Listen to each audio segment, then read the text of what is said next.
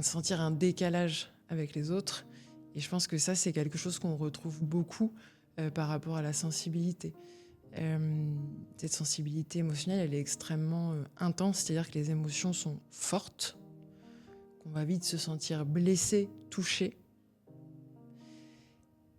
et qu'elle met aussi beaucoup plus de temps du coup à redescendre que quelqu'un qui va avoir une sensibilité différente. C'est-à-dire que Marshall Linehan, elle prend cette métaphore qui est extrêmement intéressante, c'est que si on fait ça sur notre peau, ça fait pas mal, si on est brûlé, ça fait très mal.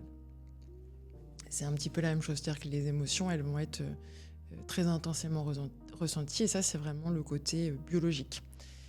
Et il y a aussi le rôle de l'environnement qui n'a pas validé, voire invalidé, les émotions d'un enfant qui déjà vient au monde, si je puis dire, avec une hypersensibilité.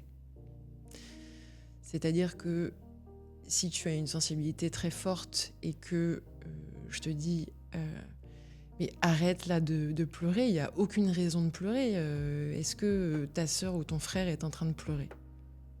Typiquement, c'est une phrase qui n'a pas validé ton ressenti et qui probablement, quand tu es très sensible, va encore plus te blesser, encore plus probablement te faire culpabiliser.